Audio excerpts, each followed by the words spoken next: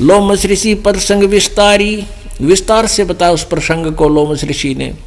सुनो सुनो गुरुड़ आदि कथा हमारी, लोमस ऋषि प्रसंग विस्तारी, सुनो गुरुड़ आदि कथा हमारी। बहुर कहा सरगुण प्रसंगा, शिव की जटा रहे जो गंगा। तप कर के भागीरथ लाए, तीनों लोक कीर्ति दर्शाए। पुण्यात्माओं, ये तत्व ज्ञान है और इन कथाओं से बहुत कुछ निष्कर्ष निकलेगा। अब सरगुण निर्गुण, निर्गुण बताते थे, निराकार है भगवान, निराकार है। अरे निराकार तो हमने ना दिखता इसलिए है, जिन जो साधनाएं हमने की वो उनसे भगवान मिला नहीं।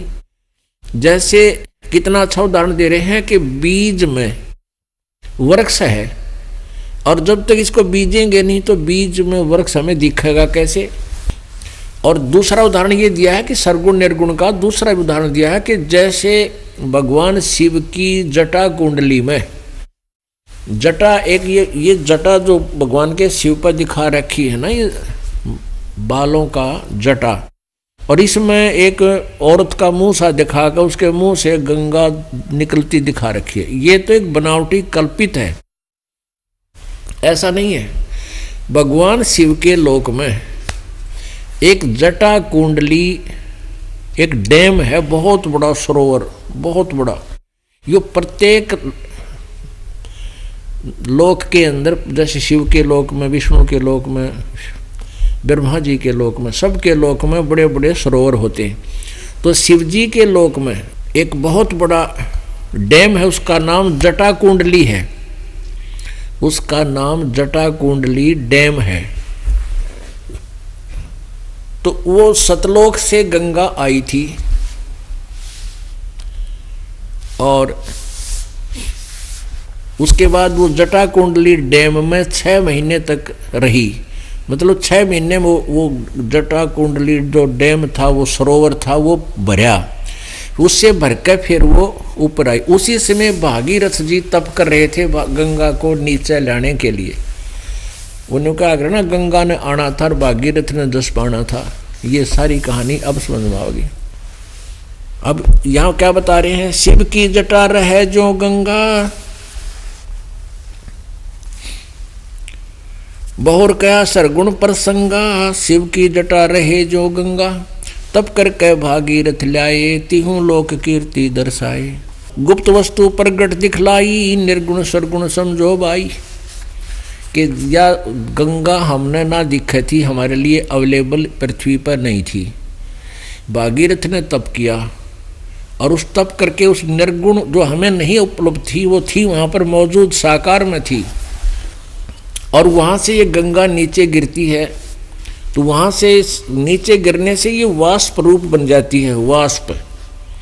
और फिर यहाँ इस पर हिमालय के ऊपर आकर के ये बर्फ रूप धारण कर लेती है और फिर वहाँ से जल बनकर ऐसे निकलती। तो बीच से ये आती नज़र नहीं आती आम व्यक्ति को, ये दिव्य दृष्टि से देखी जाती है। और ये गंगा सतलोक से आई है, काल के लोक का ये अमृत नहीं है। पुण्यात्माओं, अब ये बातें याद रखने की हैं कि ये तत्व ज्ञान है, इसमें सब निर्णय होगा। जो अभी तक हम खिचड़ी ज्ञान बनाए बैठे थे, किसी का सिर पैर हमारे पास नहीं था, अब ये सारा सुलझ जाएगा। कहते 9 मन सूत उलझिया, ऋषि रहे जख मारे। सतगुरु ऐसा सुलझा दे, भाई उलझे न दूजी बारे। इन काल ने और काल के दूतों ने, इन झूठे गुरु ऋषि में ऋषियों ने आध्यात्मिक ज्ञान को ऐसा उलझा दिया जैसे 9 मन यानी 360 किलो सूत, ये धागे होते थे पहले, कच्चा सूत काटते थे, वो 1 किलो उलझा हुआ ना सुलझा सारे दिन में।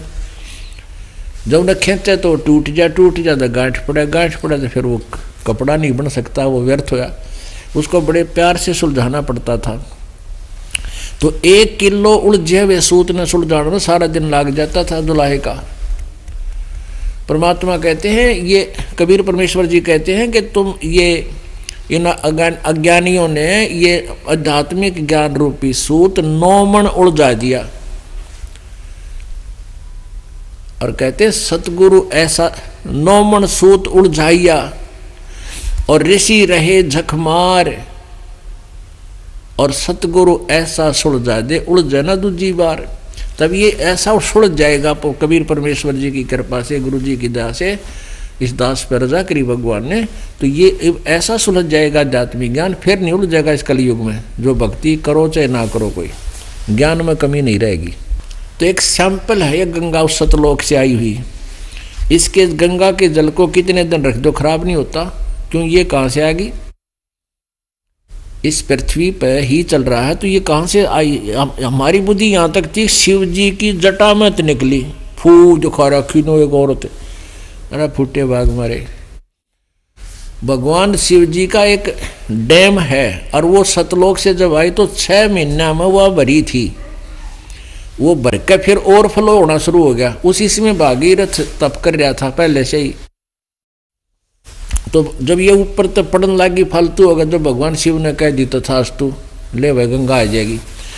तो ये तो चलती का टोर मारनी है, चलती का टोर मारने वाले।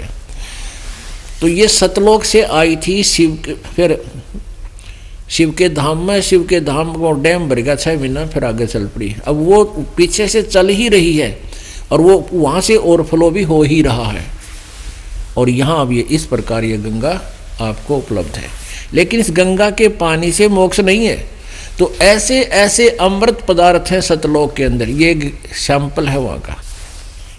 अब क्या बताते हैं गरुड़, यानी कबीर परमात्मा ज्ञान दे रहे हैं इनको सिर्फ कागभूषण और लोमस ऋषि के माध्यम से। बहुर कहा सरगुण प्रसंगा, शिव की जटा रहे जो गंगा, तप कर के भागीरथ ल्याए, तिहु लोक कीर्ति दर्शाए।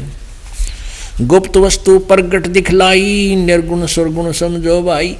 और तोड़ कर दिया कि निराकार और साकार समझ लो, निर्गुण और सरगुण।